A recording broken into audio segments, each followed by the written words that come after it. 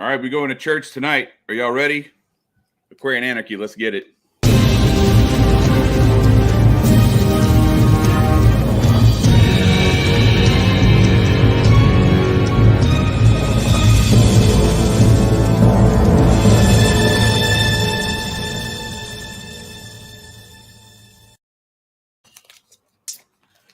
Tonight's quote comes from Rumi.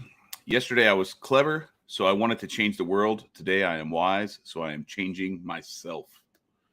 It's a beautiful way to start this one off, Marcus. Thank you for that one. Those are bars. Y'all ready? This is going to be, we're probably not going to cut up as much tonight because this is a deep topic. But we are going to discuss what some people call Unio Mystica, union with God. I like to call it divine intimacy. I just had to do that. I had to throw it in there. But yeah, this is gonna be fun. But I think it's also gonna be hopefully it'll be a moving episode. Hopefully everybody will derive quite. Yeah, I will cover it. You're gonna have to explain that one because I don't get it. But no, hopefully this will be an episode that bears a lot of fruit for a lot of people because it's a topic that is very important to all three of us, I think.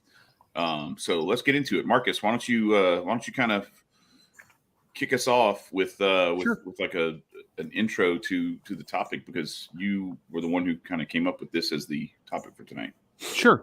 Unio Mystica or whatever it is, union with God is the goal of every religion. It is what we're trying to do. And you might even, you might say, well, but what about like atheists and statists and people that worship other things? It's their goal too. People that are trying to unite with the state or worship the state as their God are trying to become part of that. So it is a universal concept in just about every religion. Different religions approach it in different ways, but the process ultimately is relatively the same. And it is an inward journey to finding that connection with whatever the divine is, or if you're an atheist, it's connecting with science and understanding how the process of the universe unfolds in front of you. For me, this has been a lifelong journey. I started my progression towards trying to find what I would conceive as my union with God when I was 9 years old. That's when I started my journey and started really looking into what it meant to embrace God fully. The primary thing that people know us for, I think, is probably, although I do think we're known for some of our spiritual topics, is political topics. One of the things that during this conversation I want to point out is this is the growth to being something better. Whether, no matter what you believe the divine is, when you're seeking to be better, when you're seeking to be something more than just yourself, something more than just, an animal on the planet, that is this journey. And it is a journey. It is a path. It is a constant work that you have to do. But that journey is the journey that people are trying to get to when they get to freedom, because without freedom and without the ability to choose, the idea of uniting ourselves with God is impossible, because you have to choose that. You have to choose to be one with God. You have to choose that. You have to deny the enemy. You have to deny evil. And if somebody is making those decisions for you, if they are dictating behind some congressman's pen whether you can smoke crack or whether you can molest little kids, then you have lost. You should know that smoking crack's bad for you. Molesting little kids is bad for the world. For everyone, yeah. Right. For everybody. Stop doing that shit. You don't need some congressman to tell you. And so this...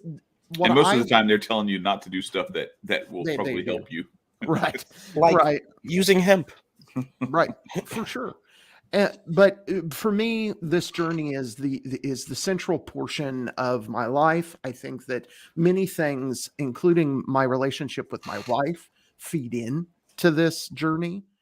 And the more people were to look into their relationship with God and their relationship with nature in general, the more we wind up with peace and freedom, because ain't no God out there. I don't care which religion you believe in. Ain't no God that's a fan of hatred, fear, and all that shit. Mhm. I'd actually like to comment off the fact that, like, ever since, like, I started my spiritual journey,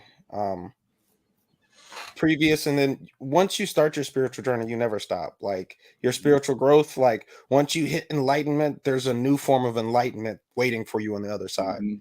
And I've noticed, like, when I started to sit down more, meditate, pray, you become, like, much happier with your life. It's like something that, like, really, and when you spend those moments to yourself, Mhm. and also with the higher up, your higher self and your ancestors and God with that, it's all coming from a place of love. Mhm. Like, you sit down, you're showing yourself self-love for having the patience for yourself. Mhm.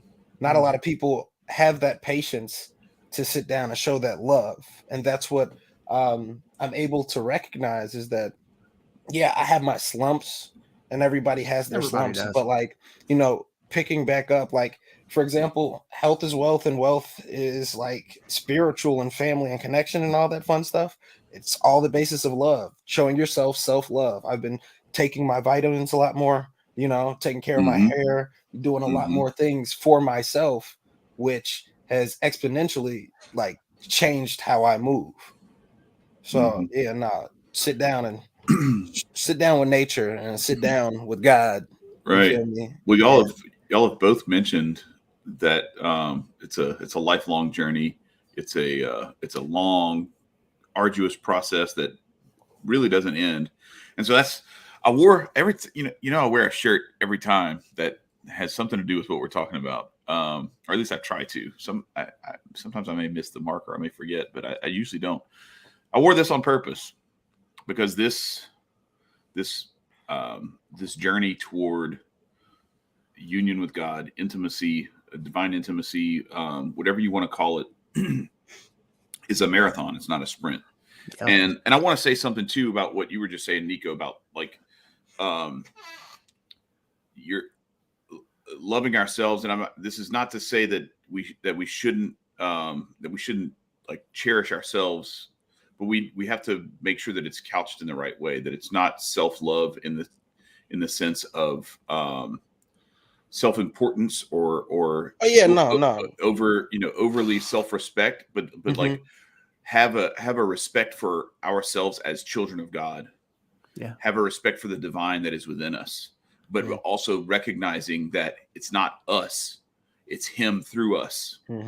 That is what animates and like all of the things around us. If you think about it, it should give you like a tremendous amount of confidence that everything's going to be okay, and that whatever is going on is not enough for to sure. undo what the creator of the universe has done.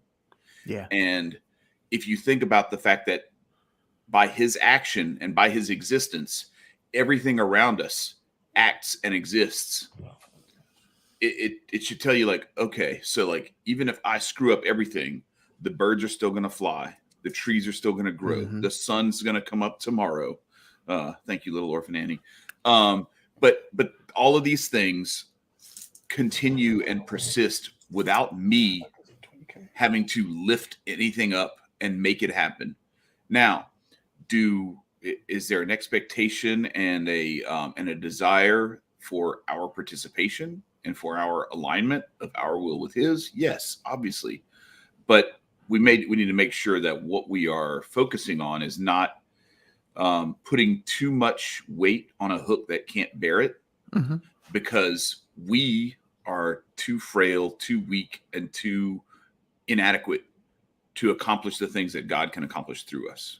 And so recognizing that that it's through our accordance and I don't know, complicity, I guess, with being an accomplice in his great work, that we actually achieve the greatness that we are capable of as his children, and that we don't put too much of that pressure and expectation on ourselves, because that's where we can get ourselves into trouble. Even when we get knocked down and get back up again, if we're looking at it from the, okay, I did this, well, then when we fall the next time, we may doubt ourselves. And if we keep our focus on where that confidence should come from, that confidence is a well that never ceases to deliver. Absolutely. And one of the things that you talked about, Chad, was the understanding that God is something greater than this. There's a whole lot of Thelemites, people that follow Aleister Crowley, a lot of Wiccans, a lot of people that are in those kind of spiritualities. They focus down on finding God within. Crowley talks about that. That in his version of Unio Mystica is finding your true will and doing that. And it comes along with what many people would think would be an atheist form. It's not. It's a finding God within. It's a finding that spark of divinity and recognizing it and bringing it out. And a lot of Thelemites would find trouble with what you're saying about that, I'm not that great God and all of that, because Thelemites believe that the best representation of God is the human mind. They believe that's the case, and I don't disagree with them. I think that one of the greatest creations that is humanity. But when they start saying, "Oh, but what you're saying is God is greater than you." Yes, God is greater than me. Even if I think that I'm God, I can't do the shit like make the wind blow. I was about to say, like I didn't create the universe, so I'm gonna defer to the dude who did. Right. You know what I mean? Even if that's my higher self, even if the monists are right and we're all actually one guy and that guy's God, we put us all together. Pantheism, sort of. Right. Yeah. Even if they're right, I can't do that shit. I just can't. Right. And so I have to, but what's crazy about it is that in a certain sense you can, but through his action through you, right? Not by you trying to be like, I'm gonna Marcus this bitch, like, no, it's not. It's like, no. I have to tap into I have to tap into that higher power to give me the strength, to give me the and to work miracles through me in some ways. Because like even the creation of life, I mean, look, you can have sex. You can have sex when she's ovulating. You can have sex where she's ovulating and there's nobody's wearing anything or anything like that. There's no contraception going on, and you still might not get pregnant. Yeah. Because it still takes the creator of the universe and the creator of life to ordain that act of creation through you. And that's one of the reasons why I think, and this may be controversial for a lot of people, but it's one of the reasons why I think contraception is such a bad approach to that whole act, to make, like, sterilizing that act is in a way saying like, hey, creator of the universe, I don't trust you enough right here, so I'm going to make sure that you can't do what you want to do. Right. Like it's and what does that do to that actual relationship in that case? And that it goes back to where somewhere along the way we lost the connection of like God and family and creating life to advance the kingdom of God on earth. And we made it to where it's recreation now. Well, you got to think, when you make something sacred or something that is supposed to be common, sex is often reoccurring thing. As many kids technically, but the thing is that they made it a convenience. Like they made it very, very like open and out there. So it's a lot easier for people to just treat it like just another day in the park, you know. Mm-hmm. So when you take away that structure and when you take away that thought process of the structure of getting there and having so many kids, you are easily able to omit certain things. You're able, you mess up the family structure. Well, keeping God in your life is going to be kind of difficult sometimes. You feel me? Or you know, but that's a structure that I'm talking about. That like once it breaks off, then you don't really find a very solid structure, a foundation. It really rips away at how do you put it? It takes away from the sacred art of it. Mm-hmm. And that's what it is. That's it. That's it. And once you take it and you know you just make something sacred so regular and regular, it takes away the ideology as well. You know. Well, as my little brother says it when he gives his talks to, you know, talking about this stuff all over the world, it's you know, human sexuality and procreation and all, like it is meant for intimacy, for union, for creation, for procreation, for that creation to take place, and yes, also like ecstasy. It's all four of those things. But when it becomes use and or abuse and sterilization, self-gratification, just for that self-gratification, it actually even like falls short of the ecstasy part. Sure. Because there's, I don't know, it's just different. I don't know how to describe it, but it's anyway, it's different. And abstaining when you're, you know, if it's like, all right, look, we maybe now's not the time for us to have another kid necessarily. So what we're gonna do is we're going to let's just hang out and maybe we'll just talk and we'll read a book together or something like that. Or I don't know. There's other things that you can do. We right now, I am not having sex. So like it is possible for me to still love my wife and to not have sex with her. So so there's all kinds of things that you could do that are, you know, not doing that. And anyway, so I didn't want to make this into a whole thing about that, but it does kind of intertwines. You can't avoid it. For sure. If you look at it, at the end of the day, the creator is nothing but love. It's nothing but love. And at the end of the day, for you to reach the closest point of love is showing love, not to yourself, but with another individual. Yeah, for sure. Like you said, the ecstasy is the high, and that high is you damn near reaching nirvana. Yeah, just this week, I brought a quote that I think applies to this whole thing. It's actually from the Book of the Law by Crowley, and it is the spirit Nuit, which is the Egyptian goddess of the universe. It's set in her voice, and she says, "For I was divided for love's sake, for the chance of union." And that's a quote from the Book of the Law. And what that is supposed to mean is the sexual act. And for those that don't understand, sexual act is the biggest and best symbol of the unification, Unio Mystica that we have.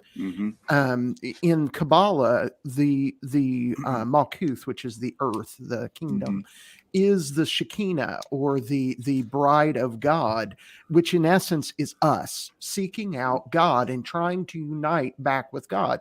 And the symbolism that they use is sexual. So you are basically just trying to get yourself back to God, just like most guys are trying to get themselves back to that pussy they came out of. It's the same thing. It is what it is.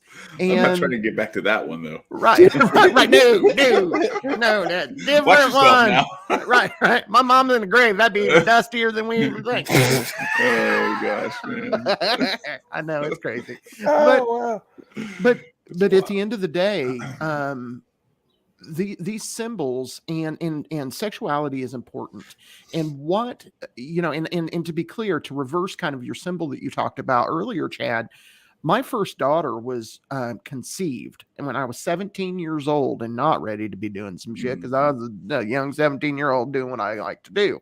And she was conceived while I had a condom on. I never missed having one.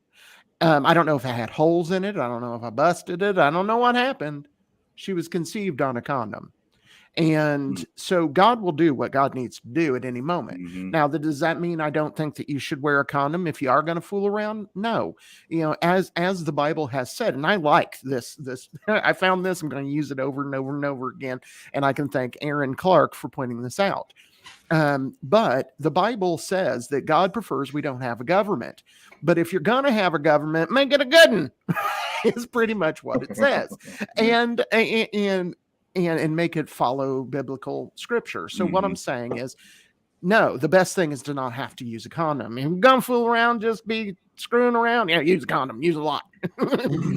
Well, yeah, I mean, it does no one any good to have a bunch of children who are not, or have the potential to not be appreciated in that same light that, a kid that and I'm not trying to say like I'm the best example of anything, but like I'm just going to give my family an example. Like my wife and I are still married, almost 25 years now, and our kids know like the sun rises and sets with their mom and dad. Oh. Like it's hey, what's up?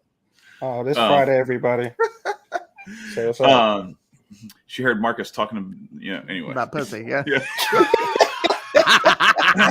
but no, so having that structure is definitely preferable to not having it, right? Like it's better for the kids, it's better for everybody involved. And so yeah, like it's but I think again the conversation, I think somewhere along the way got lost to where, and this is mostly like people in government who have steered things in this direction. People in government, or people who see government and government schools as like the answer to society's problems, is they have steered the conversation instead of let's get back to trying to build healthy kids who have healthy relationships, who don't screw around, don't do all this foolishness, and instead are building themselves and building a way to make them impervious to so much of the stuff that cripples people, debt and delinquency and deadbeat, like people. Look, I use 3Ds. Alliteration is a thing. No, but seriously, having it to where a lot of these problems that we have right now are because of that immediate gratification that has been placated. Like they have basically said, hey, look, you can have whatever you want. You almost never have to pay for it. You can pay off your student loans for 75 years if you need to. You'll just never finish paying them off, but you don't have to. You don't really owe all that money. Just pay 3 times that much money over 75 years, and we'll call it even. Those sorts of things, and families just splitting up, and marriage after marriage after marriage, and kids that they're split up all over the place. It's definitely not what things were like centuries ago. And what is that? You always prefer to, man, stop. I'm so stupid. Y'all make it really hard to have a serious conversation. But no, so somewhere along the way, we lost let's get the conversation back to like how we can make it to where these kids don't have to wear condoms and be on birth control and all this other stuff. Right. And instead it was like, well, look, kids are going to be kids. So let's not even talk about all that other stuff, because that's stupid and that's just going to get them in trouble. Let's just have a bowl of condoms at the guidance counselor's office. Right. And let them do whatever. And then guess what? Teen pregnancy is still a thing. It ain't stopping it. Right. And abortion is like rampant. And like you say what you want to say about like government being involved, legality, illegality, or any of that kind of stuff, because like we're anarchists here. Like this is not an argument for forcing State anybody intervention to do anything or a state solution to this stuff. But anybody who wants to tell me that abortion is a good thing, is a positive thing, I actually want to smack them in their go face. ahead and make your case, because No. I will laugh you out of the building, and I will anyway. It's you cannot tell me that a mother murdering her own child is like positive at all for the balance of the universe. regardless of what religion you believe in or anything else. Like, it doesn't matter. You cannot justify that in any way. None whatsoever. So. None. It's absolutely unacceptable. But here's what I will say: it is your body, your choice. But you're the idiot who put yourself in this position. So murder or just be smarter and think about, better decisions. Unless like it's one of those unnecessary circumstances where somebody was assaulted in that matter. But like at the end of the day, it's like you have no valid argument. You have no valid. What's funny though about that though, Nicco, just real quick, Marcus, before you get that. No, I think you're going to say the same thing. There's no problem with killing the innocent product of a rape, but do we have is there a death penalty for the rapist? Automatic death penalty? No, just death penalty for the child. No death penalty for the rapist, just death penalty for the child. Like this is the justification we have created for this corner case where, like, I don't know what the percentages are, but it's a very minute percentage of rape and incest that is, most of this is abortion of convenience.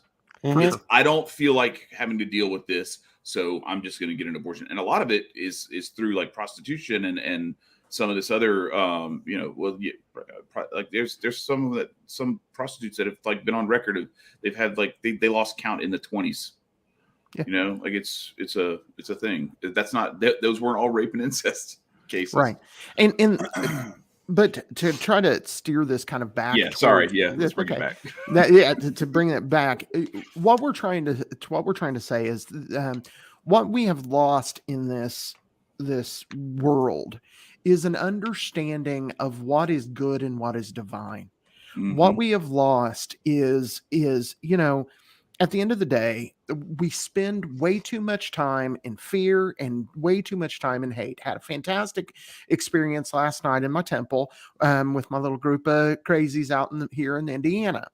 And during that interchange, we talked to the spirit of agriculture because that was the purpose of what we were doing. We're getting ready to start our garden. We're asking for help from God and doing all that. Spirit of agriculture, his name is Zaka, came in and he was like, one of the things he said that kind of stuck with me is gardens don't care what's going on in the Ukraine. They don't give a shit. Because they can't do nothing about it. They can't stop it. They can't go over there and make people stop being stupid. They can't do all that. What they can do is they can try to grow the best they can right here. And that's what a garden does. So grow your garden. He said, go out there, stop worrying about the bullshit you can't control. And how about you work on the shit you can control? And one of the things that, and you might say, well, what does that have to do with God? Absolutely everything. Everything. If every one of us were just tending our gardens, if every one of us were taking care of our homes, we're taking care of our families, we're focused on how do we make ourselves better and how do we make our families happier, none of this shit would be happening because we wouldn't have time to do anything else. Facts. So get out there and do what you got to do. Nicco, I'm sorry. I was no. You got to go out there and mind your own fucking business. that's the best way to, like, point blank period. There's no need to assert yourself into situations that you have no power over. Let let God do what God do. And what God doing over there has no concern with what God got you doing over here. Right. So it's like, take your time, like follow your own mission, follow your own paths, and actually live your life opposed to living to a narrative somebody else is writing for you. Live your story. Gems right there. For sure. Yeah, that was beautiful, both of y'all. That was good stuff. Anyway, go ahead, Marcus. I was just going to say, because the more you focus on those things, the more you focus on what really fucking matters, the more the world, because each of us, I am not Indiana, but I am one citizen in Indiana. And if I'm doing my shit, then I got my house together. Maybe I've got the neighbors getting their house together. Maybe I've got my community getting their house together. Maybe I'll get my state working on it. Then the entire United States, then the entire world. Stop thinking that you can't do things. Again, you have the potential of God within you. The potential and all of the power Every bit of it. Jesus was one man with all of God's power. Mm-hmm. He changed the world. Whether you like Christianity or you do not like Christianity, he changed the world. Facts. The entire planet changed because one man said that I am willing to die for God and for all of humanity. Mm-hmm. One man. Be as close to that shit as you can get. Yeah. Get there. Do the best that you can. Mm-hmm. Yeah, so I got to go back to, I think it was in yesterday's, maybe it was 2 days ago. Where is it? Well, I'm gonna have to look for it in a minute, but I may just pull up my my little thing that I read. Sure. Yesterday, I think it was. And I want to real quick comment about the things that you're doing while you're doing that, Chad. Mm-hmm. This work that Chad's doing, for everyone that kind of doesn't understand, the what it really means to be a religious person and to be a spiritual person. Going and sitting in a pew every day, that isn't spirituality. That isn't religion. That isn't developing. I'm sorry. You having somebody tell you what to believe and tell you what it needs to be pounded in your head isn't any kind of relationship with God. A relationship with God is built day to day, and it is a process, and it is difficult. And what I have witnessed Chad doing with this project is one of the reasons why I love it so much, is he is developing that Unio Mystica. He is driving at taking his consciousness and uniting it with God. And he is, and has he has challenges? You bet. You guys don't even know half the challenges that Nicco and I have seen Chad have to go through. But at the end, he winds up with the gift of being closer to God. Yeah, it's so it's funny you say that, because this is that reads right into what I was going to say. I'm going to actually pull it up. Let me share this. Give me just a second here. Sure. I figured it'd be just easier to just share the thing. Yeah. Oh my gosh, seriously. Every time for some reason my computer's been doing this thing where like it'll just like shut off and like say that it's I don't know, it like makes me like re-sign in like it's a brand new computer or some nonsense. It's an 11-day, so technology gonna be funny today. No, well, this is like an ongoing issue I'm having. I don't even remember what it told me I had to do, but I'm supposed to. I think that's right. What? Yeah, that's good. Okay, so it's selected already. So let me do it. Okay, good. There we go. All right, TweetDeck. There. Sorry, no, it's like it makes me give it permission to share the screen every couple of days or whatever. So is it showing? Technology is fun, isn't it? No, it's not showing. Oh my God, it's not showing up. Hang on just a second. Can you upload it into the StreamYard? No, just whatever. I'm just going to read it. Never mind. I'm going to not share my screen because it's decided it doesn't want to let me do it. All right, so let me just read it. My bad, y'all. All right, so it says this is back to what we started this off with this this concept of whether it's us or God acting through us, and like whether we can do this on our own or and like not relying too much on ourselves. So it says I'm just going to read the whole thing. If we contemplate our misery without raising our eyes to God, the Father of mercies, we will easily become discouraged. By examining ourselves thoroughly, we will see that discouragement always comes from two closely related sources, and this is a bar right here. The first is we depend on our own strength. Through it, our pride is wounded and deceived when we fall. The second is that we lack reliance on God. We do not think of referring to him in times of prosperity, nor do we have recourse to him when we fail him. In short, we act by ourselves. We try to succeed alone, we fall alone, and alone we contemplate our fall. The result of such conduct can only be discouragement. That's what I was talking about. Like when you try to do it yourself, you are going to fail. You're going to fail regardless. But when you just try to do it yourself, then you're left alone wondering what you did wrong and what's wrong with you. And there's nothing but discouragement that comes from that. So it says, indeed, how could we expect to find in ourselves the strength to rise again when it was our very want of strength that made us fall? What an illusion. We wish to never fall. What difference does it make, O Lord, if I fall at every instant? It will make me realize my weakness, and I shall derive great profit from it. You see that I am capable. You see what I am capable of, O my God, and so you will be obliged to carry me in your arms. And that's the difference. And that's what's like really to what Marcus was saying. What has really been I don't know, powerful for me is, as I've gone through this stuff, is just like slowly like coming to the ability, because I don't know that I ever really fully allowed myself to let go. And I tried too hard to hold on with my own hands. And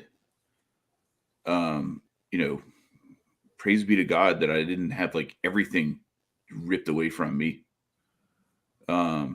But I had enough and came close enough with some things. I mean, it's like, I almost feel ashamed of like talking about it, because it's so like minuscule compared to what so many other people have had to deal with. Yeah, it's still rough.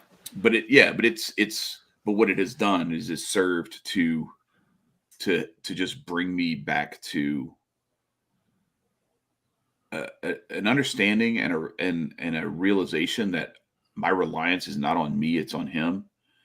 And that no matter what happens to me, it doesn't even matter, because I am here in time, but I was made for eternity. So that was bars. Oh yeah, for sure.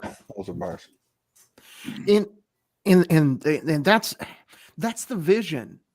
That's where we get it. That's all of these people, whether you're talking about, let's say, Thomas Paine, or you're talking about John Locke, or you're talking about any of these people, they have a vision and a connection, and they understand that even, and you might say, well, but Thomas Paine was a deist, right? But Thomas Paine also saw God in everything and said so. No, we cannot do this alone. And if you think that you can, then I'm sorry, but you're going to be very disappointed at the end of the day, because we can't. Even if you're just talking about reliance on other people, a lot of times you need help standing back up. As much as I am a pretty self-reliant person, I fail and I need help. And same here. Yeah. And God is there. And the closer we get and the deeper our relationship that we build with God is, the more we come to recognize how phenomenal our life is, how amazing the things we have are, and how, like you said earlier, Chad, you feel like, that so many people have it worse than you. And you're right. There are people starving all over this world. And obviously I'm pretty well fed. Well, there are people who have like lost back in the end of 2019, I knew we knew some people that like there was a plane crash on the way to like the SEC championship game. And like there were families that were split in half, they lost a mother and a child. Wow. And the dad and his other child are like, you know what I mean? Like they lost a mom and a brother and a wife and a son, like that kind of stuff, where it's like, there's much worse things that can happen to you than the shit that happened to me. So I'm not even trying to like put myself in that thing. But I will say, to what you were saying about like helping other people and being okay with being helped and needing help and being able to reach out for that when you need it. Joda, it was a couple of days ago, I think, put this thing out. He said, what are you good at? How can you use that to help people? Figure that out and you'll live fulfilled. And that's absolutely true. That's like one of the first articles I wrote for Men of Order was around a year ago, was about an experience just like that. And that's why, like, I brought this quote up, because I used it in that article, and I've used it several times before. Says about, our likeness, our being made in the image and likeness of God, this likeness reveals that man, who is the only creature on earth which God willed for itself, cannot fully find himself except through a sincere gift of himself. Mhm. We are made to be a gift. That's what we are here for. We For sure. are, and it's when we are actually like depression and anxiety and all these things, most of the time they come from our pride being wounded, our selfishness not being satisfied. And when we start to look to help other people, you look to help your wife, take a load off of her. She's dealing with a lot. All right, go see if you can. All right, can I fold a little laundry for you? Can I do this? Can I make something in your day a little easier? Right. Like, can I do something to help you out, make your day easier? Those kinds of things are actually what get us out of ourselves and out of our pride, and all that other shit goes away. And like, it actually will lift your spirits. You will be, it's love and like charity. Like, it's the same word, but it's just like they've become these two different things over time. But caritas, the Latin word, actually is the word for love that has become, charity in the sense of like charitable giving and that sort of thing. But love and charity are the two. There may be other things, but the only two things I can think of right now that grow the more you give of them. Yeah, it's a great thing when, like, after you do something, you help somebody, even if they're not having a tough day. It's like satisfying. It's genuinely satisfying. Like granted, I felt some type of word earlier because my cousin was she wasn't blowing my line up, but I had to go help her out, move some stuff. And like, even though like it wasn't difficult, then I was like kind of annoyed. Like, when I got done, I was like, oh wow, it's all right, not too bad. Helping somebody move, that's always fun. But once you're done, let me tell you, you're like, oh God, thank God we're done. There's a satisfying feeling when you help out, because it's a sense of accomplishment. It fulfills an accomplished need. Everybody wants to be needed sometimes, so it's like, provide your needs, like Chad was saying, is like, provide what you can do and your services, and life becomes goofy. That's what you get. Life becomes a lot more fulfilling. So can I ask you something about what you just were talking about that you experienced? Yeah. So I know you said you were maybe like a little bit like, oh gosh, I got to go do this. But like, once you were in it, like, you genuinely gave of yourself to like help make this thing happen, right? So at the end of it, did you feel this, oh man, like, I got a piece taken out of me and now I'll never get that back? Or did you feel more like, what else can I do now? Like, because I tend to feel like when I genuinely offer myself, there's more of me to offer. There's more to give. I would say I looked at the time and I was like, oh shit, I got a podcast. So like, and you still had enough of you left over to give to us. Oh, that's right. I mean, this is fun. Granted, like, I have my reserve moments and I don't like speak as much, but like, being able to give my voice a platform, I guess, and being on a platform to project my voice. I mean, not everybody's going to give a flying fuck about what I say, but if you sit down, I mean, because you guys appreciate the messages that I give. Not everybody's going to appreciate that, and it's genuinely okay. You're not supposed to be liked by everybody around in this world. It's not your goal to be liked by everybody in this world, but it is fun to be a likable individual when you're able to give, and then people are going to keep coming back to you. That's what it is. And relationships, you feel me? Relationships are like genuine. Like, if a relationship isn't genuine and it's draining, then like, what's the point of continuing? You feel me? Like, what would be the point? Right. And all of this is just the process of initiation. What's funny is for me, because I follow patterns and because I was trained as a ceremonial magician and all that, I look for the patterns. Yeah. And all I see from every bit of this is the IAO formula. Again, yeah, you've talked about that. Yeah, it is again. You have some good things going on. You got to work fucking hard. It sucks, but after you're done, you're at the end. But that is the core. That particular formula is the core of the hero's journey.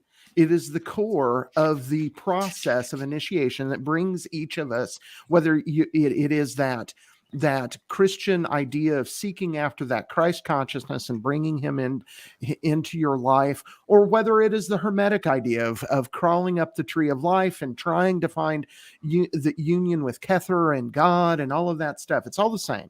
It reminds me a lot, and lots of the things you talked about, Chad, and lots of the things Nicco remind me of. I don't know if you guys read it or not, but I sent you a copy of an old Gnostic story called "The Hymn of the Pearl." And for our listeners, what the Hymn of the Pearl is in essence about is there is and this is all symbols, but it is a symbol of the initiatory process. And what happens is this person is sent out from Egypt, which is like considered the special place or what have you.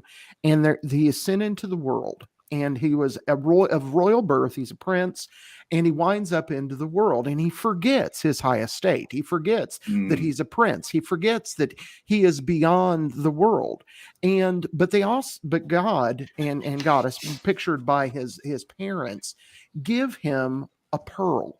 And that pearl's purpose is it's blessed by them, and it reminds him that he's special.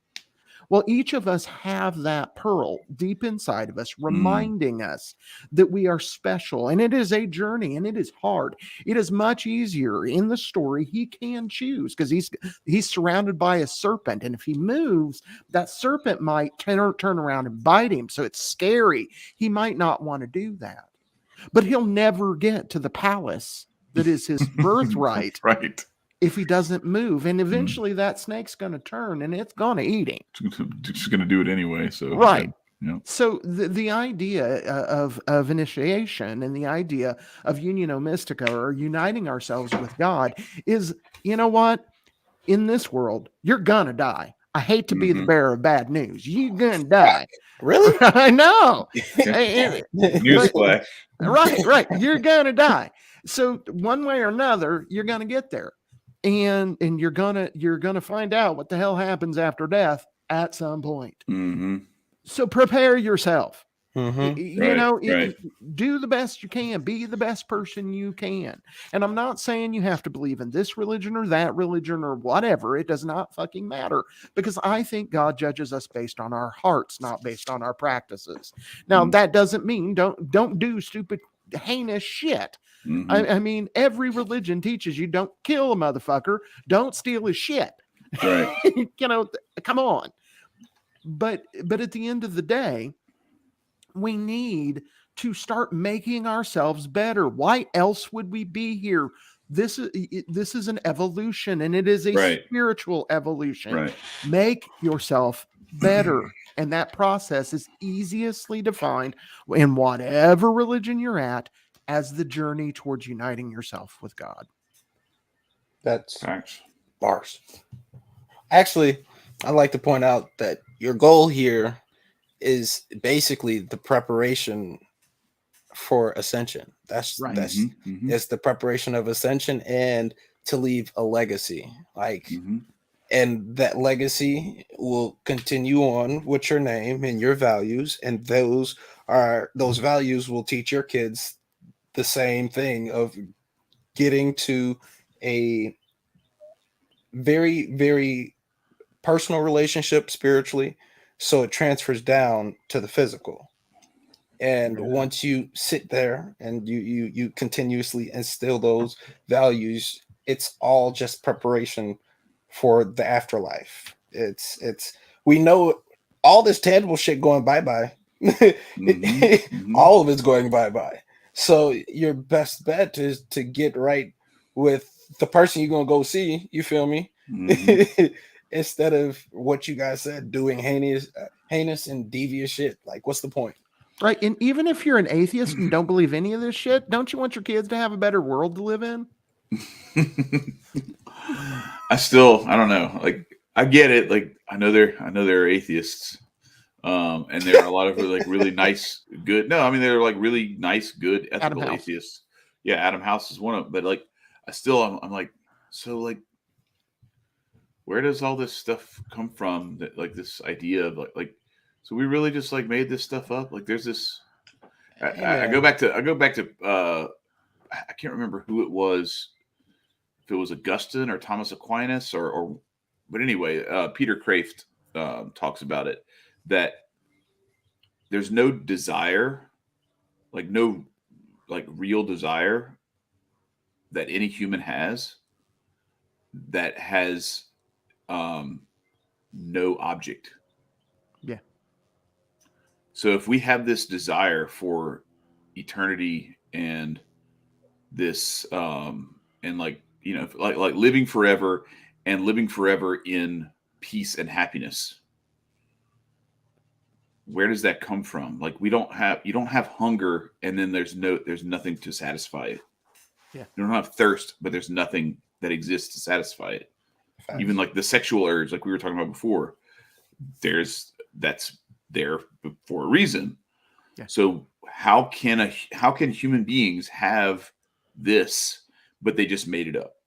Right. You know what I mean? Like it's very difficult for me to like wrap my head around. And then the best one for me is the first cause. Like, how can all this stuff exist with nothing that has no cause? There has to be a something with no cause to have caused what is here. All of the effects that you see, that you see have a cause. And as you keep going back, you have to eventually get to, oh, well, it was the Big Bang. Okay, well, what came before the Big Bang and what made the Big Bang happen? You know, there can't not be an answer. Like, there has to be something that like made the shit that was in the Big Bang bang. Right. Yeah. And that made the shit exist in the first place before it banged. Right. And a lot of people that talk about the reason that the Big Bang Theory is a theory is because it's completely and totally impossible. Because mathematically, there cannot be negative numbers. Zero does not exist in math. Yes, in the physical universe, you can say that I don't have a apple. For sure. Mm-hmm. You have 0 apples for sure. But the idea of absolute zero, complete and total zero, that's impossible. Can't have it. Right. You cannot have nothing. I think, didn't the Big Bang Theory come from a priest? Yes. It was Georges Lemaitre. Yeah. Isn't that a conflict in interest back then? Isn't that no, not at all. And that's one of the things that's actually kind of, and even like if you go back to like Aristotle and not Aristotle, Galileo, and like that whole thing, all that stuff was about, like, people are like, he said that the what was it that, so you had Copernicus with heliocentrism, and I think it was Galileo was, forgive me, I think Galileo was like promoting heliocentrism, but he obviously was the one who came up with it. And all the church was saying was just like a lot of the stuff that's out there now. It's like, hey, hang on, there's still some debate in the scientific community. So we're just asking you to, like, from the point of view of like Catholicism, like, don't say that as though it's like, you know, rock solid fact, because we need to vet this stuff and make sure that because we can't just be like, every time there's some new theory, be like, all right, we changed our minds again. And you know, like, it was, there's a very, and so he actually like continued in his Catholicism after that. Anyways, there's a lot of I don't know, folklore, I guess, around that whole topic. I'm not trying to say that like there weren't some assholes in the hierarchy who probably didn't go a little bit too far, but like, generally speaking, this wasn't just like, he said that the Bible wasn't fact and therefore they cut his head off. You know, like, no, it was It's not A little that complicated. not that simple. Yeah, it's a little more nuanced than that. Well, but no, there's a lot of the stuff, a lot of these different scientific theories that have their basis in, like, either Catholic scientists and priests and monks and whatnot doing that. Anyway, go ahead, Marcus. No, that's got to be the like a matter of course. The Catholic Church controlled the West for hundreds of years. Right. It's got to be a matter of course. It'd be like saying that in the times of like the Ottoman Empire and everything like that, like no, they didn't come up with anything. It was it was the prevailing Copernican heliocentrism.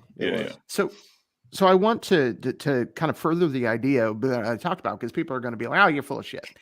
No, in physics, negative numbers and zeros don't exist, and when they map the Big Bang, they have to go in. If you're going to exist, if there is going to be an existence before the Big Bang, assuming the Big Bang is 0, then you have negative numbers, and those are not real numbers. Negative numbers are not like actual numbers.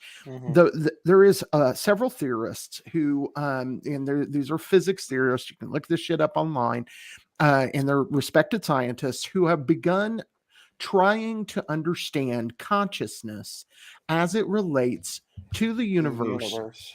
Right.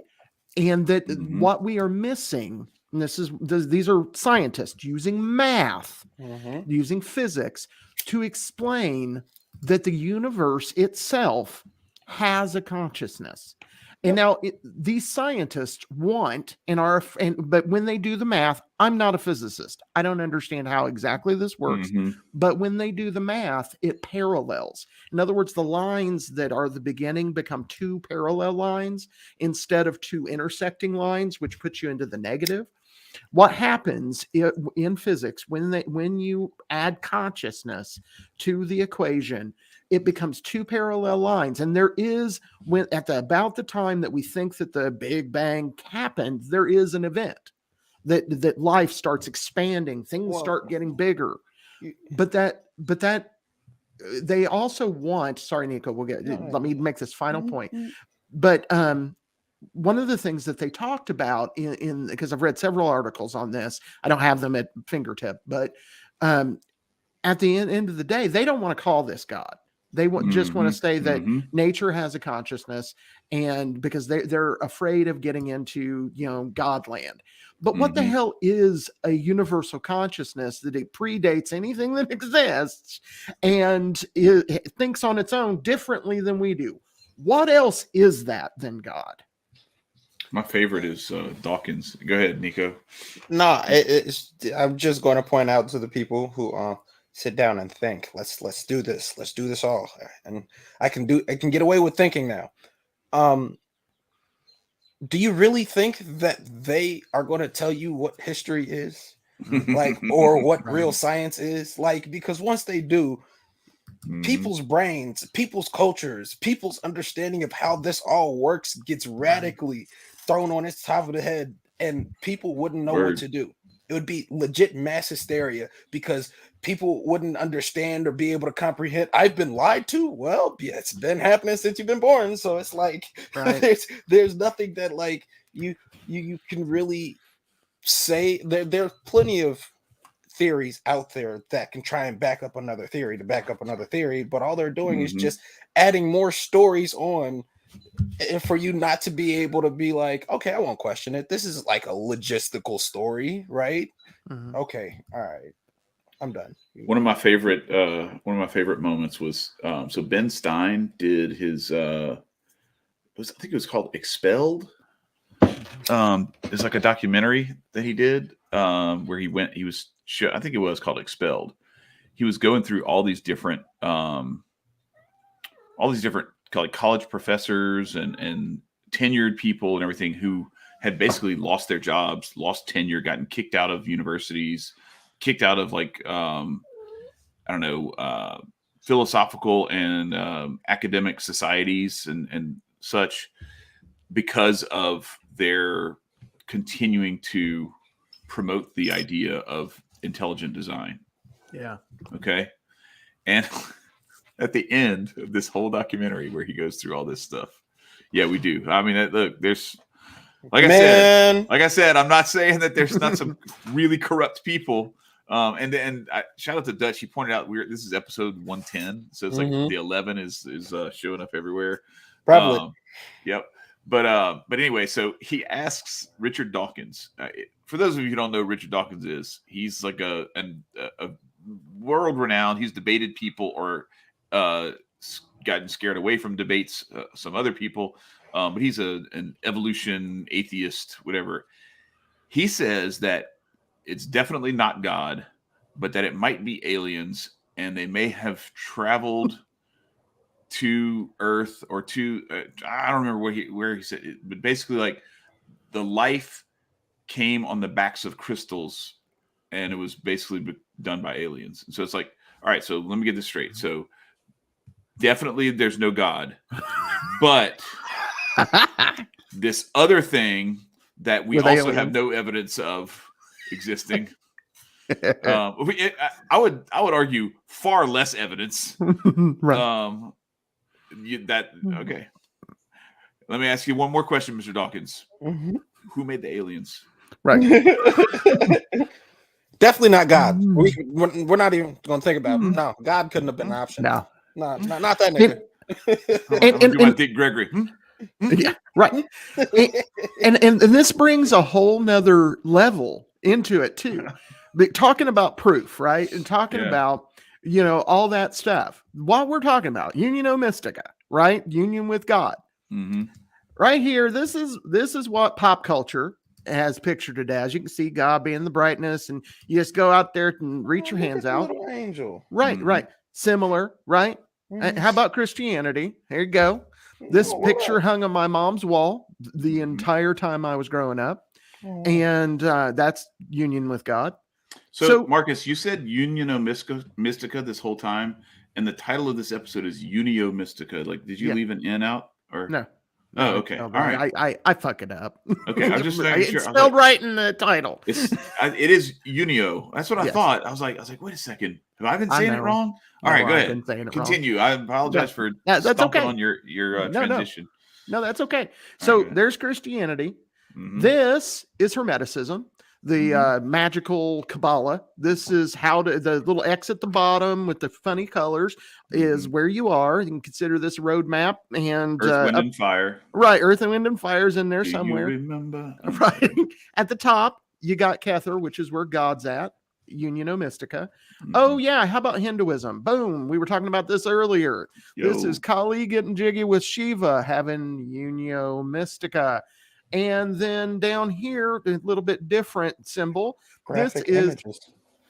This is Legba from my tradition, from Voodoo, teaching kids, bringing them closer to him so that he can, I don't know, have Unio Mystica. And just for fun, this is me about getting close to 20 years ago, sitting in my temple after speaking with the Archangel of Death, Azrael.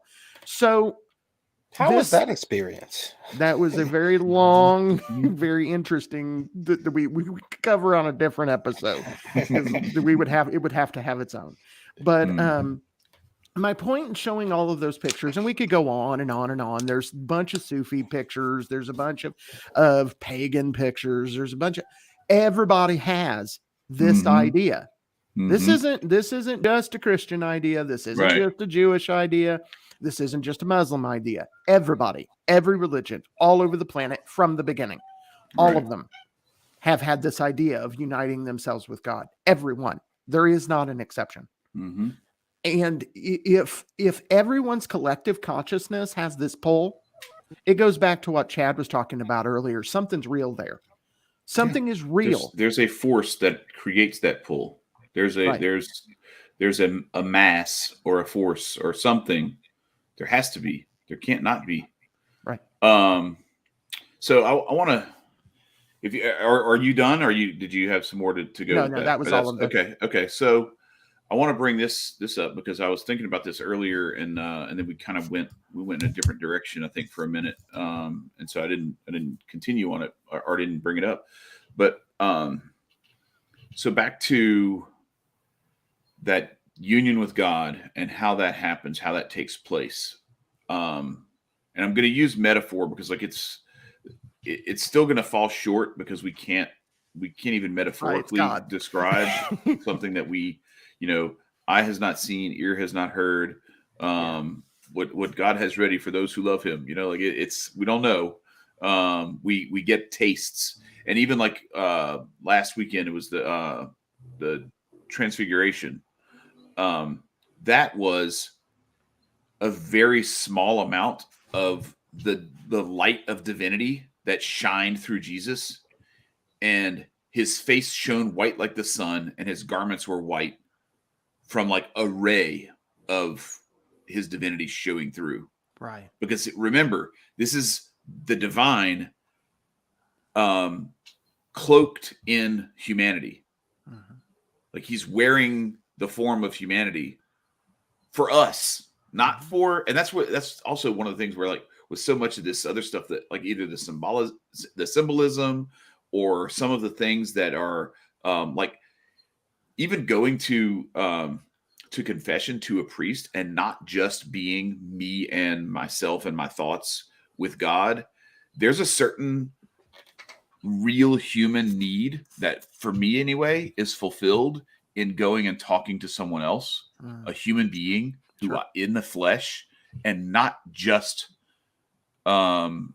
trying to relay that directly to God. Now I'm constantly in conversation with God, but there's something, it's therapeutic in some ways. There's a reason why people go to therapy. Like it's the same thing. Like we believe that like a psychiatrist or a psychologist is beneficial to humanity, but going to confess your sins to a priest and to have a conversation about what you're struggling with, and that's bad, and that's like that's somehow like against God or whatever. I don't know. It's weird. And I can understand if people don't want to do it, but like you don't have to shit on me doing it. But anyway, so back to this idea of metaphorically trying to describe how our relationship with God in eternity will be, and what is the prerequisite for that. God is water. Yes. And we are like oil, and oil and water don't mix. And I say that we are oil in the sense of like we have the capacity, or we have some water within us, but it's like encapsulated in this other stuff that we have to go through a process of. What's that? You have to burn it off. Right. We have to burn it off. We have to, that's actually a great metaphor. We have to burn it off, or we have to cleanse ourselves of it. And what is that? Oh, I'm Catholic. I'm definitely a Catholic. But I have, I don't know. I'm weird. I am a Catholic, but I do, I'm more like old school, like probably even like pre-Vatican I Catholic. Like I don't know, like and that's why I say like I'm moving in the direction of like just going straight back all the way to like Orthodox Christianity. I don't know necessarily, but I don't think there's anything necessarily wrong with like Byzantine sort of going back to that. But anyway, I don't want to get off on a tangent. What I was getting at is, as I'm going through this process, and I've done it before, like with this book, and that's like it's probably like almost 15 years ago when this metaphor first came to me. It's like, I see my soul. I walk into this room, and this room is my soul, and there's like shit everywhere, and it's all disorganized, and there's clutter, and there's cobwebs, and there's dust, and there's dirt, and there's mud on the floor, and it's like a white tile floor. But I don't even know that anymore because you can't see it. You can't see any of that. Yeah. And the first thing I have to do, I have to get all this giant shit that's like, file cabinets worth of garbage and whatever other kind of stuff. I've got to get all that stuff out of the room first. And I've got to start. And as you start to clean this stuff, like it looks really clean, but the cleaner it gets, the more you notice the most minute details. Mm-hmm. By the same token, the further away we get from God, the more we give ourselves a pass on doing some really horrible shit, because we're just in this place of like, you know what? Like, I do all this other stuff and it doesn't seem like it's that bad. So this must not be that bad either. and we in a certain sense, we can tend to allow that room to become a disaster area. Right. And our soul becomes in complete disarray. We don't know which way is up anymore, and we get very confused. And that's why a lot of different concepts, a lot of different I don't want to say religions, but a lot of different like approaches to religion that can come from people where there's a lot of this like that somehow this is all about prosperity, and that like, okay, I'm trying to get in this relationship with God so that this stuff that I've been dealing with can turn into like, I want to be a millionaire, Right. like no. I want to Financial just gain. be like rich and successful and for everything to be fine. No, the whole point of this is so that I can understand what's going on when the shit hits the fan and recognize that it doesn't matter, because again, I'm here on earth as a human in time, but I was built for eternity. I was created for eternity, and I don't belong here. Right. Not forever. I belong here now. And right now what I'm trying to do is I'm trying to make my way there. And so sometimes we have to recognize that it's going through this process of like purging ourselves of these things that are keeping us from becoming water, so that we can be permanently united to God and fully united to God. It's going through that process. And so that's why I want to bring this little blurb up that I had from the other day. What day was this? This was day 110. Oh, look at that. It's episode 110. This is day 110. Of course. Why would it not be? Right. It says, the hard, bitter There ain't bread. no God, don't forget. Right. Yeah, no. The hard, bitter bread of abasement will become little by little sweet and pleasant, but we will not find it agreeable until we have been nourished by it for a long time. And that's where, like, again, back to that, that room, when we walk into the room, it's like, oh my God, it's overwhelming. It's exhausting. Like, you feel like it's to the point that like it depresses you. It can be paralyzing. And that's why sometimes we'll just think like, no, you know what? It's too much work. I'm just going to live in it. Yeah. I don't even care anymore. I don't want, I am what I am, and, this is what I am. And I just, it's not even worth trying. And that can be comforting for a time, because it gives us the freedom to be lazy and to not do the work. And that can be comforting to know that you don't have to do anything, like to give up is comforting. Right. That's why people give up, because they don't want to go through the pain of not giving up. And then the ceiling falls on top of them. Right. Exactly. But once you start doing that work, then if you really are genuine about it and you really start removing all that stuff, and you really commit to, no, this thing is going to be pristine, and I'm going to get it back to the way that it was when it was created. Right. When you go through that process, then it's when the cleaner you get that floor. Once everything else is out, the cleaner you get that floor, the more you notice, holy shit, this floor is white. Yeah. And you won't stand for any speck to be there. And I'm not there yet. Like Me neither. I still cuss too much. I still do. There's a lot of things that where I got a long way to go. I got a lot of work to do. I'm probably gonna have to read this book for like 5 years, solid daily. So I can get there, so I can keep being reminded. But that's kind of what. Anyway, we were having a conversation earlier on, and that it brought that to mind, and I wanted to just kind of like flesh that thought out, because that's, I think, what a lot of times I think we struggle with, and what is really important to kind of embrace that struggle, and don't be turned away by it, because we need to align ourselves in such a way that union can become more rapidly possible. Absolutely. And there's two things I want to say about that. The first one is when you're talking about cleaning, it's funny. I've been involved with Wicca in the past. It's not something I'm interested in now. But one of the things they do is they physically sweep the temple space, even if they're outside. They have a tool called a besom, which is a ritual broom that they sweep the area. And the idea is that you have to physically clean the area first before you're prepared to bring God in. And so I like the symbolism that you're using with cleaning, because it is a very similar thing. The circle for Wiccans, that symbolizes the people that they choose to have in their life, the things that they choose to have in their life. And that's what they protect themselves with and they surround themselves with. So, of course, you've got to clean the shit out first before you invite company over. So let alone God over. Right. He's like, God's coming over, gotta get the fucking broom out, get the vacuum. You know. So even though God would just be like, I love you. Right. Thank you for inviting me over. Right, We still, it's like dinner was nice. Yeah. Right. The second thing that I want to bring up, because we've talked a bit about death, and as time goes on, I think people are going to figure out pretty quickly that death's a huge part of what I believe in and where I'm at.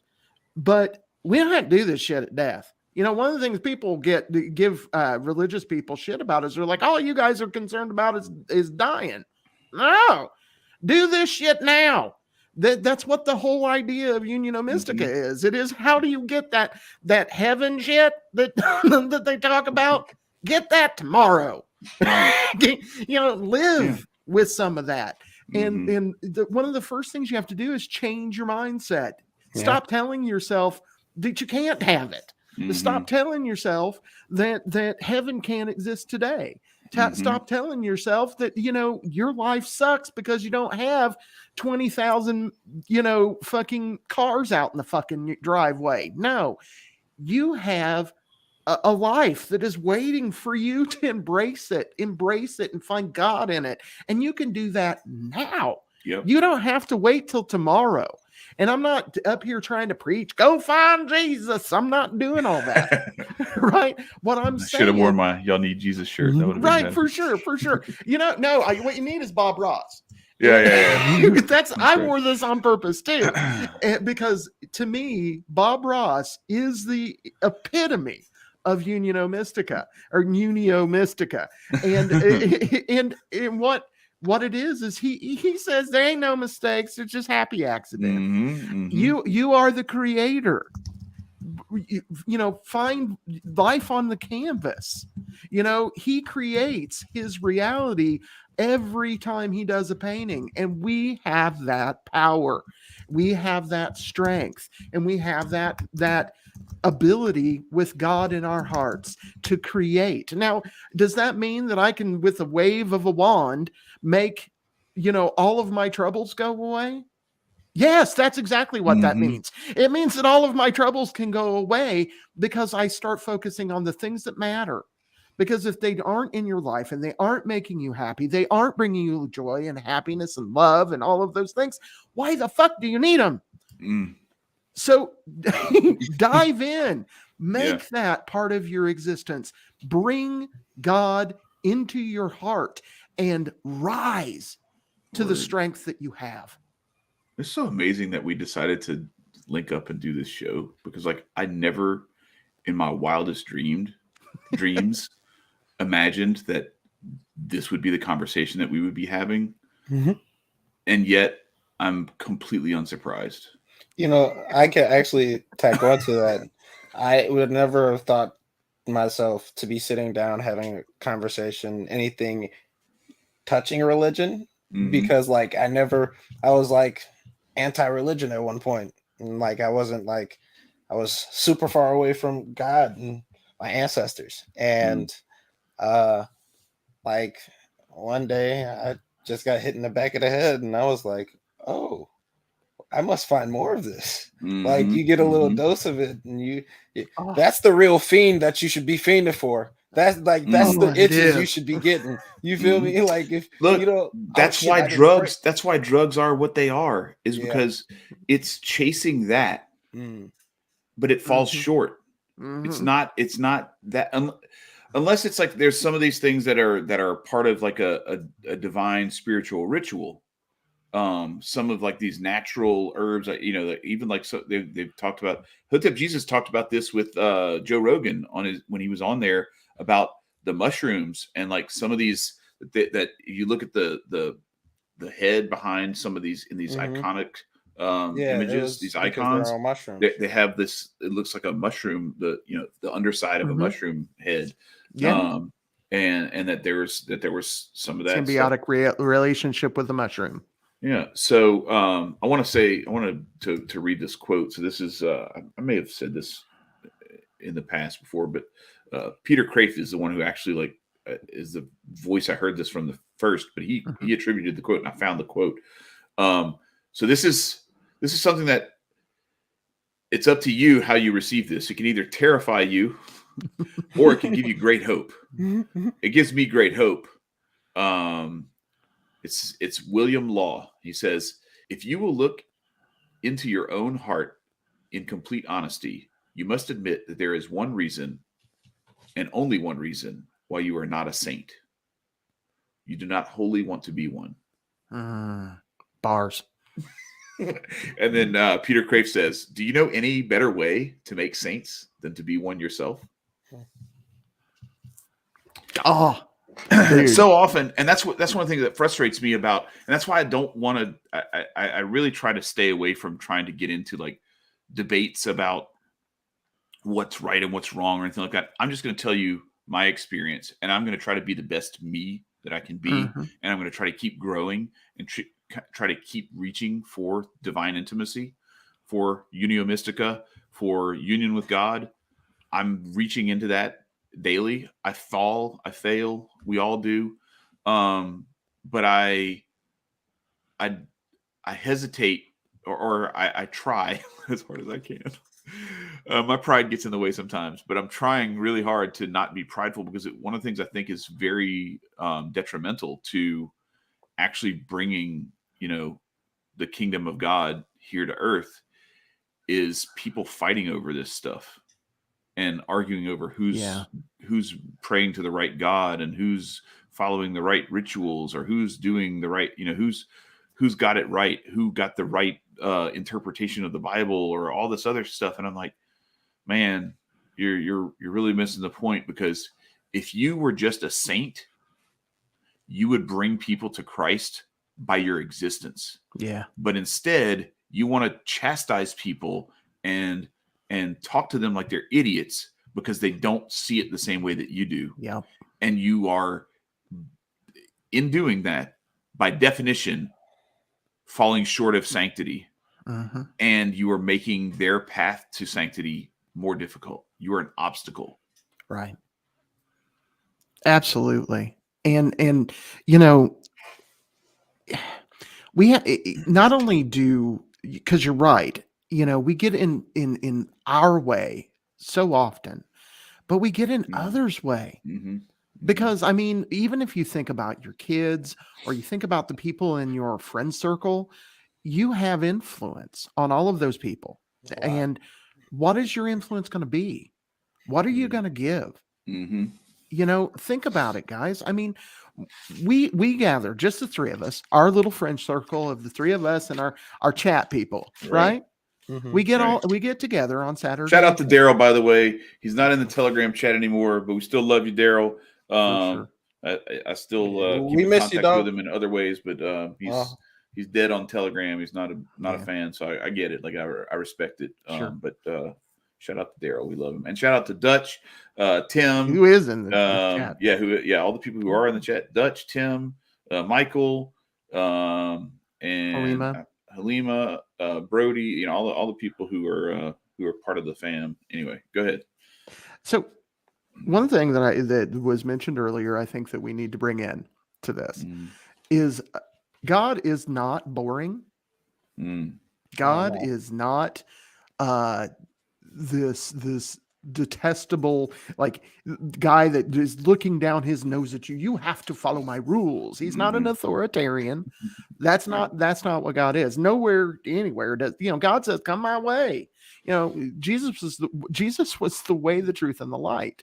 He said, "Come my way." He didn't say, here's a sword. I'm gonna slice your throat if you don't come my way. Right. You know, Jesus was a dude that said, hey, how about you come this way? This might be the better way for you to handle your life. Mhm. And one of the things that brings me joy is that early on in this show, our friend Scott Goad, who I have been friends with, just so everyone knows, I've known that dude since I was 18 years old, I think 17 or 18. And one of the things we did when we were early on studying religion and magic and all of these things together is that I was reading a book that was going over the different ways to do exactly what we're talking about, getting at God, trying to achieve Unio Mystica, because there is a bunch of different ways. There's prayer, there's chanting, there's supplication, there's drug use, there's sexual ecstasy, meditation. There are a bunch of different ways to get at this. And yeah, right, for sure. That's what people do. That's right, for sure. Beating people over the head. Why don't you love God more? Like, right. Like, God hates fags too. Right. You got to love that. That's gonna try. That's gonna work. Shout out to Westboro Baptist. Right. See, yeah. So one of the things that I read, and this is comedy. But this happened. This was reality. Understand, part of my spirituality involves smoking a whole bunch of marijuana. So be clear, I'm a little fucked up at this time. Not now, but but when you're right. So at this time, we were sitting around. I was reading a book that was going over that, and it said, and at this time I'm like 18, 19.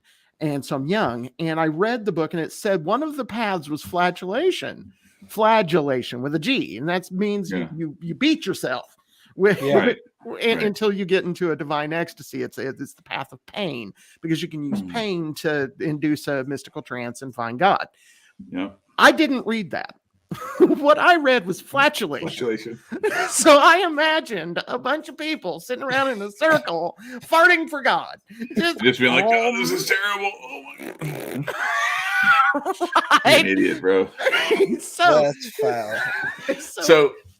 So I gotta finish. Keep going and finish that story. Yeah, because you sparked something. I gotta go find it now. So all right. Keep going. So they're sitting around. In my mind, they're sitting around farting. Now I realize what flagellation means eventually, because it's in context.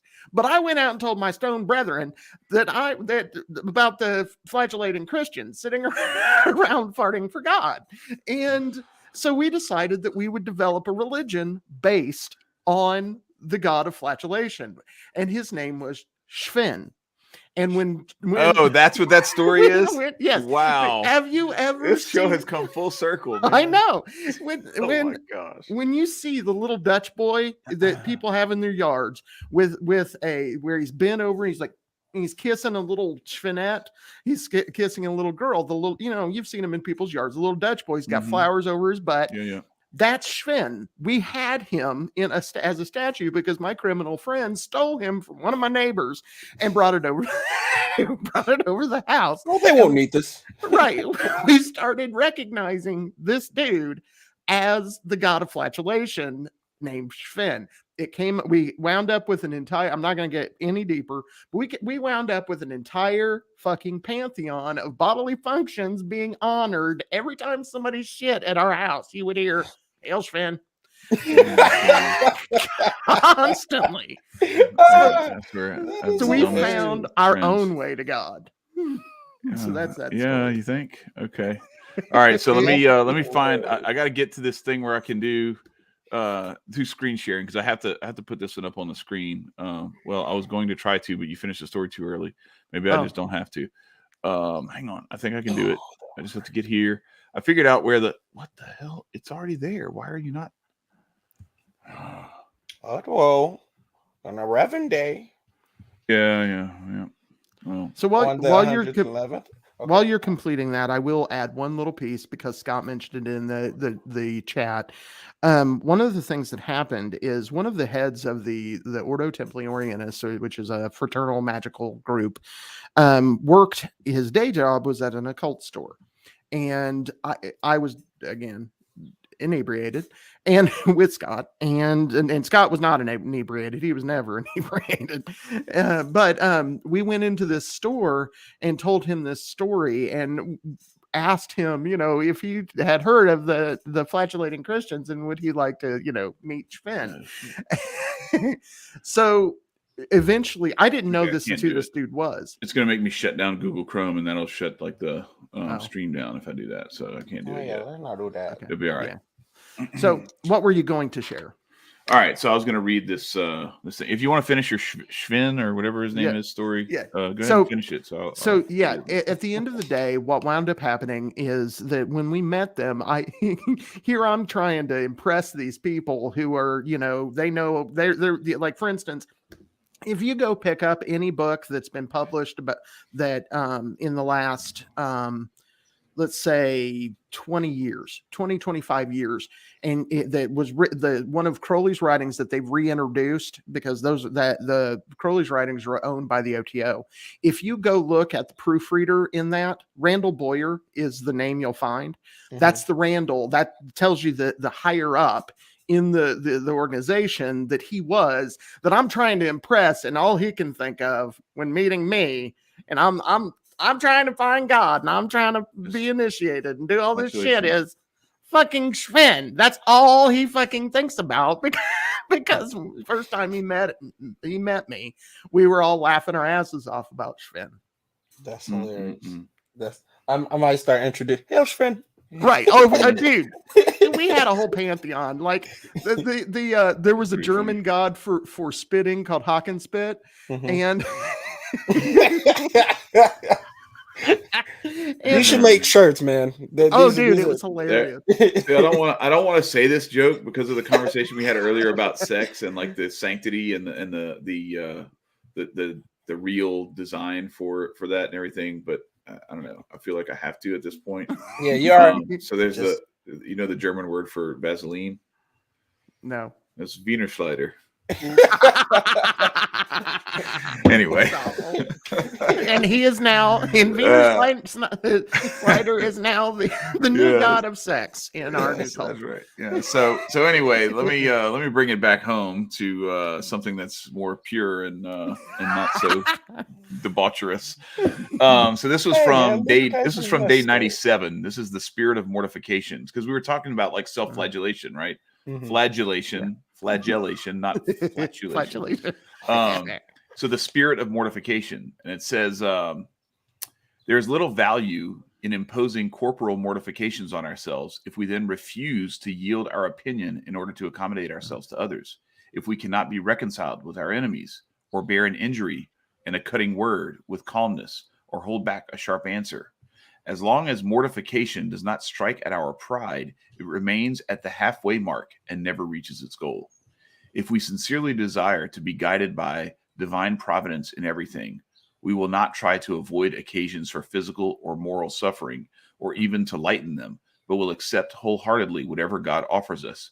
It would be absurd to refuse a single one of those providential opportunities for suffering, and to look for voluntary mortifications of our own choice.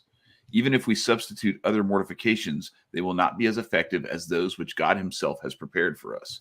So the point there being beating yourself, and then if somebody says something that like barely offends you, and then you just go off on them, like you missed the whole point. You completely missed the point. Mm-hmm. Like there's a way to be like, okay, this is God's way of like trying to. And it's hard. I suck at this. I'm just going to be perfectly honest. And the more we can do that, the more we can be completely honest with ourselves, the better. Yeah. But when someone says something to us, it's really easy for us to get defensive, because we don't want to. And really, like, the worst part is, the truer it is, the more defensive we get. Yeah. Because it's like, fuck, they know me. How did they know? How did they know? And so we have to be really careful, and we have to like look at those as an opportunity where God is trying to form us and shape us. Yeah. In such a way that we can more easily come into union with him. And it's funny because you were talking about how God says, come my way, come this way, come to me. And in this weird sense, like, so yeah, God's not the policeman peeking around the corner to make sure you're not doing something that he doesn't like so he can beat the shit out of you for it. God is pursuing you constantly, waiting for you to like stop running away. Yeah. That's what this is. Like, it's like, he's like, come my way. And then you're like, all right. No. and then what he does, this is the crazy part.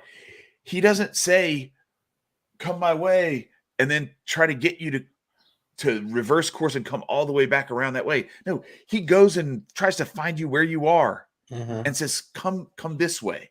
And then you still veer off into some other direction. And then he still goes and pursues you there. All the time. Says, no, come my way.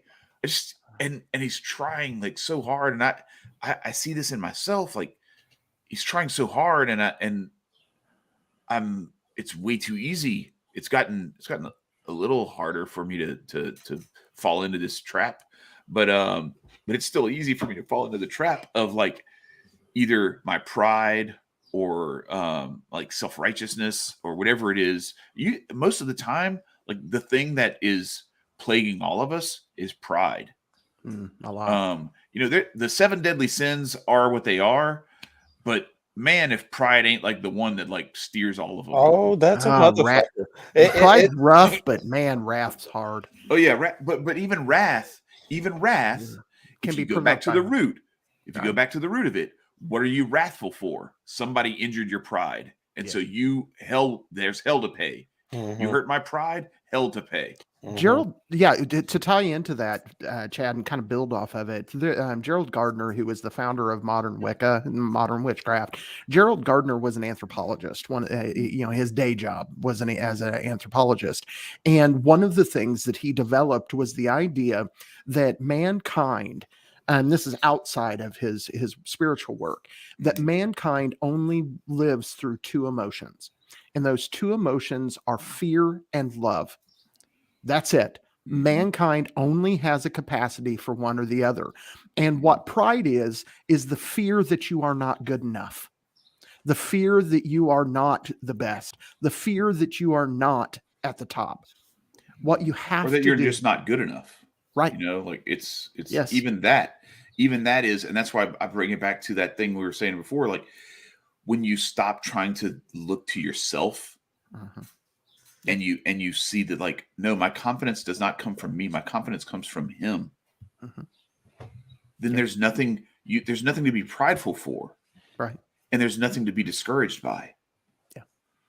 It's over. Like, it's done. And there's nothing to fear. Because when it's there, it's all love. It's just the love. That's all that's left. Anyway, continue. No, you're right. I was done for the most part. But I do want to add, I had an interesting experience yesterday. Like I said, yesterday was we were doing a ritual yesterday, and it was a really good ritual, and everything went really well. And all of that, we spoke with a few really cool spirits. But before that, I was in preparation. I was getting things ready. I was putting things into the temple, doing meditation.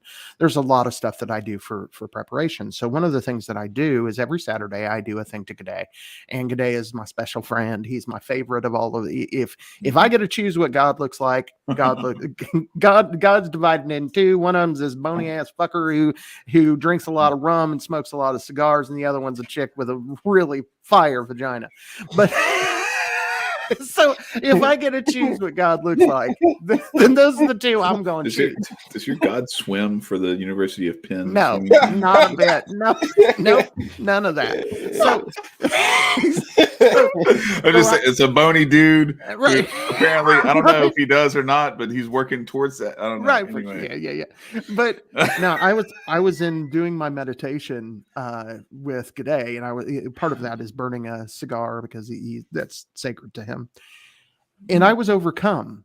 It was only about 5 minutes. Overcome. Just absolutely, completely and totally engulfed in love. Just a moment where the world stopped. Just took a moment. and stopped. And all I felt, because because our temple's still in progress, we're still building things. I just set up my G'day altar in our temple. And it was probably somewhere between 2 and 5 minutes. I have no idea. It was a short period of time. All that I experienced, everything. I couldn't see, I couldn't hear, I couldn't feel, I couldn't smell anything but love. It was amazing. It was one of the best experiences of my life. It happened yesterday. That's awesome. And yeah, every day, everyone has the ability to do that. What Chad was talking about, that God is all the time running around trying to chase your ass down to love you. When you stop, when you stop running and you turn around, he walks up and hugs you. And you can say, I'm sorry, this is something. You can say whatever you want, that I'm nuts. Okay, I'll be nuts. Because you know what? I get to experience that. If I'm crazy, great. Good. I like being that nuts. I like that I get to have love, deep, abiding, true love in my life every single day. I get to once in a while stop, turn around, and get a hug from God. And that is because I work hard at it. Is because, like you were talking about with those mortifications, I was willing to I'm willing to sacrifice. I'm willing to do what it takes with my life. I'm willing to put aside money. I'm willing to put aside prosperity of any kind to just love God. I'm willing to give up everything for God. And because I'm willing to do that, there was a friend of mine that said, Mark, I don't understand you. He said, if you were standing between two, he and this was a person who was into spirituality. He said, if I told you there was a piece of thread between two skyscrapers, and if you could walk from one to the other, that you would find God, you'd try. I said, yeah, I would. And that's because I know there isn't a thought about God. I know I've had enough experiences in my life to know there's a God. And because of that, I know without any doubt that everybody, one way or another, I don't care how you get there, needs to have God in their life. Facts. That actually brings me back. Like how much my grandmother cherishes her relationship with God and Jesus. She like every Sunday she like yells at me to come down with her and like sit down with her at church, and I'm like, come here, I'm sorry, like I don't have that kind of love that you have for him, and I'm working on that. And like it made me like that just really like hit me with the realization, sit your ass down with your grandmother and go to church, bro. It's not shit. It's genuinely like I'm learning something. I can take that time and be more spiritual and peaceful with my own manners. Yeah. And she's reaching her hand out. That's God reaching his hand out. I agree. Through her, yeah, for sure. And I'm not grabbing it. Wow, that's crazy. Thank you for that. Yeah, and I would also say, like, when you do go, guard yourself against like there's a really good book C.S. Lewis wrote. It's called The Screw Tape Letters. It's it's basically a demon talking to like his nephew, another demon, and it's all about like what they do to like the soul that he's assigned to, what he's doing to distract him, what he's doing to like keep him off his game, and really like the thing that he does the most is just try to distract him. Just try to keep him from his relationship with God. Not necessarily because the thing is like Jesus talks about like the lukewarm, I spit them out of my mouth, because like passionate people on one side or the other can be converted.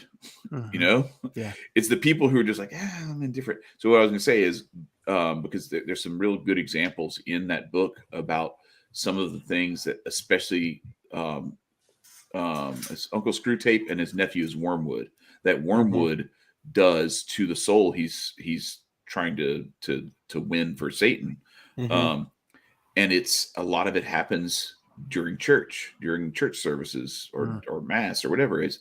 He's, oh yeah, I had him focusing on the sneeze of the guy next to him and how annoying that was. And I had him looking at how so-and-so was dressed. And I had him looking at how so-and-so, he knows what they did with, when they were in 7th grade and everything, thinking about all those things and judging people and you're there to be with God. You have a chance to be in presence with God.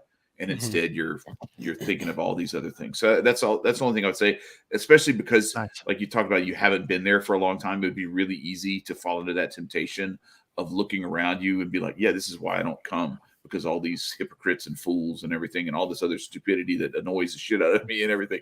So I just want to, if you do embrace the experience for what it is and try to like guard yourself against that, because that's what the evil one will try to tempt you with. For sure.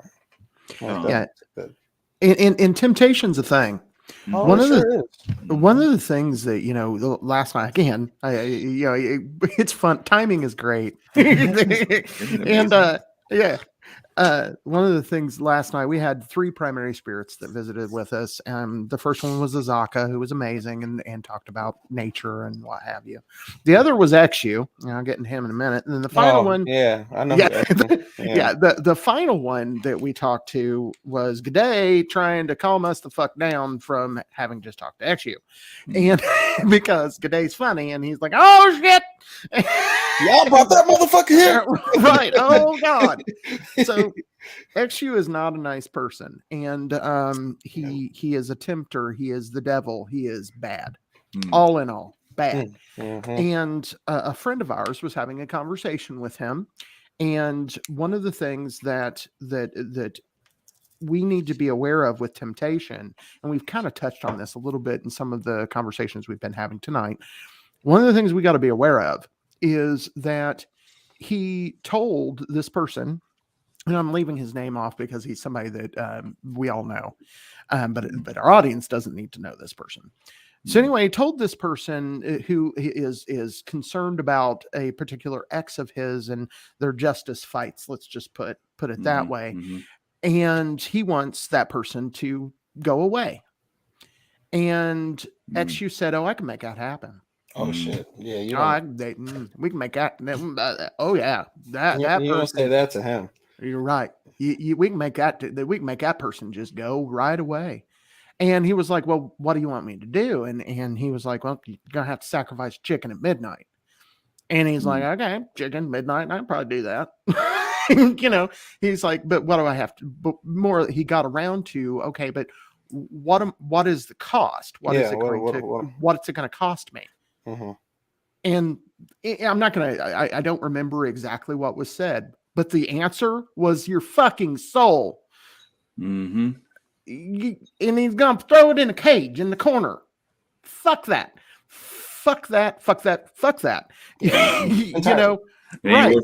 Right.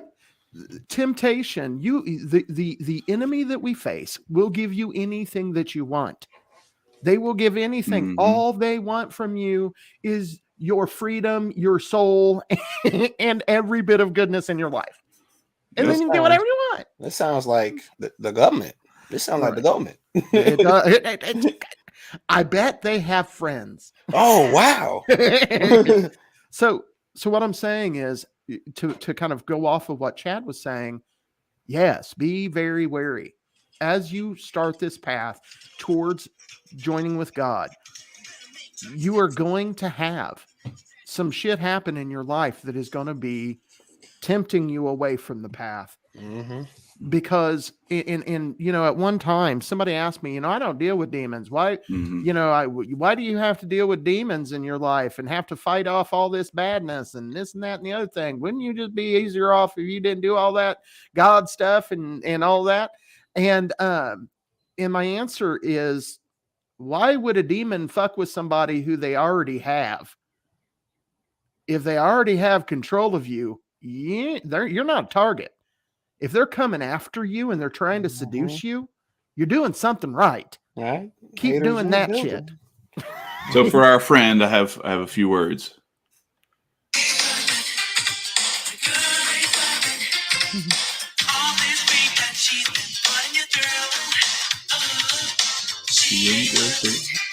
Right. Some 80s music, some 80s music for you. Yeah. I don't know if anybody remembers that song. Right.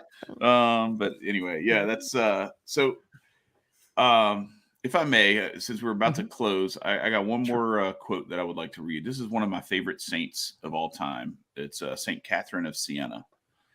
And it says, and I'm just going to leave everybody with this. If you are what you should be, you will set the world on fire. That's So go be what you're meant to be. With that, my friends, you guys ready to all right. With that, stay free and love God with all of your heart. Word. Peace.